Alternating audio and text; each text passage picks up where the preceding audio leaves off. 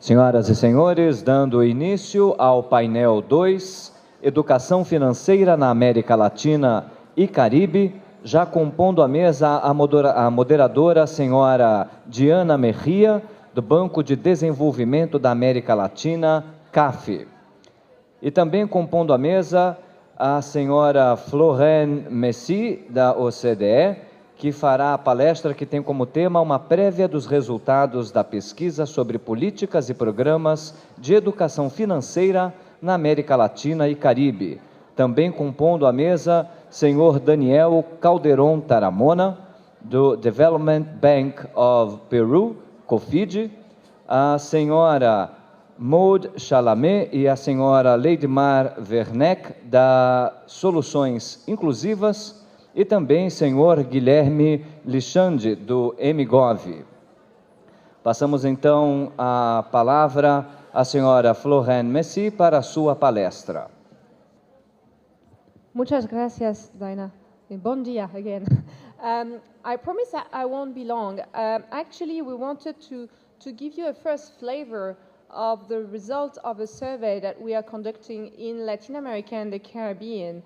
Actually, one of the main purpose of the center is really to share experience, but also when we have this annual meeting and when we have other meetings through the center, one of the idea is to also gather data, gather information, and have a regular publication on the status of financial education in the region. So we started to launch this project before this meeting. At this stage, the publication is not yet ready, but we already have information from a number of countries, actually 12 countries. And my presentation is more to bring awareness on this survey and to encourage those countries that have not participated to please do so by contacting the center or by contacting the OECD so that we can develop the publication further and publish it in the course of next year. I'd just like to mention that already a number of Latin American countries are members of the INFE, and I also would like to mention that a number of them have participated in surveys that we have conducted in the past, notably the survey on financial literacy of adults and the PISA financial literacy that I mentioned earlier. And I'd like to mention that, of course, CAF and Diana Meja has been instrumental really in implementing the survey, especially on financial literacy for adults in a number of countries in Latin America. So I'd like to take this opportunity to thank her very much for her support and for a very good collaboration with CAF over the last years and, of course, in the future.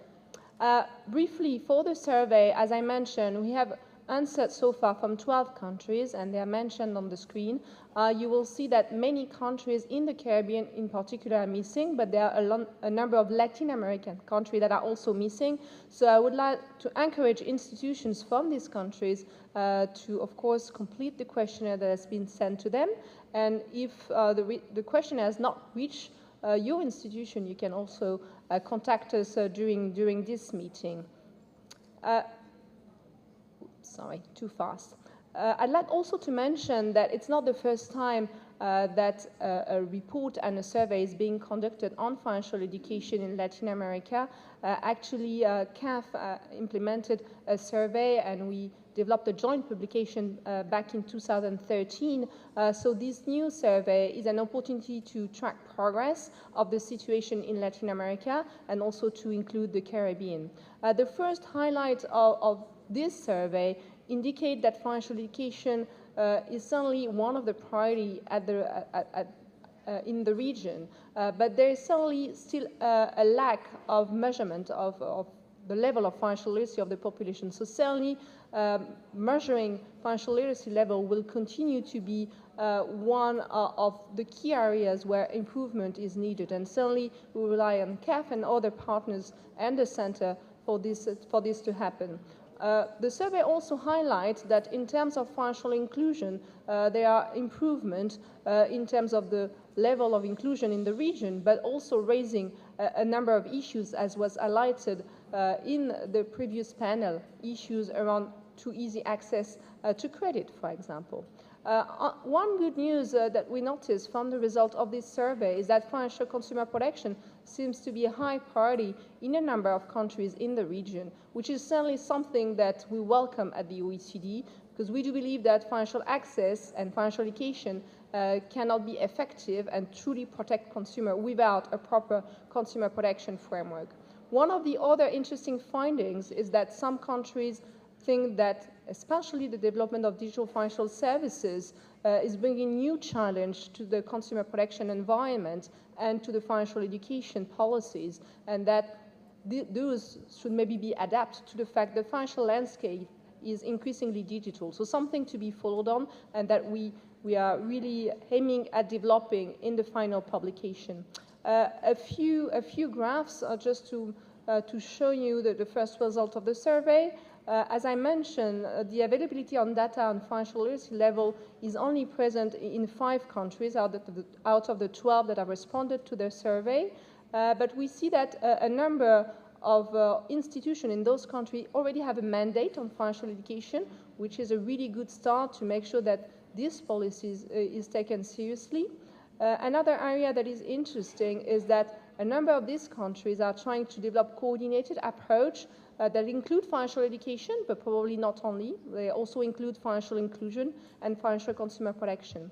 In terms of financial education in schools, again, these are only partial results, only 12 countries, but we see that a number of countries are struggling with the introduction of financial education in the schools, with only 4 indicated that they have some financial education in the schools, so certainly something that will come back to in the future through this seminar and through the center.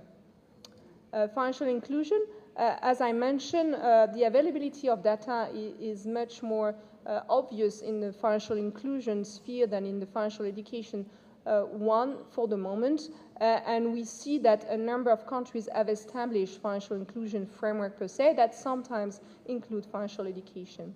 As I mentioned at the beginning, it seems that efforts to promote and ensure effective financial consumer protection is an area where regulators are putting a lot of effort these days, and we would like to go more in depth into this area and to look specifically at what is being done on the disclosure side, but also on redress mechanisms, especially in the context of the digitalization of the financial system. Well, as I said at the beginning, this short presentation was mainly aiming at giving you a quick snapshot of what the survey and the findings will look like, and to actually encourage countries and institutions to contribute to this survey and to the future publication. Thank you very much.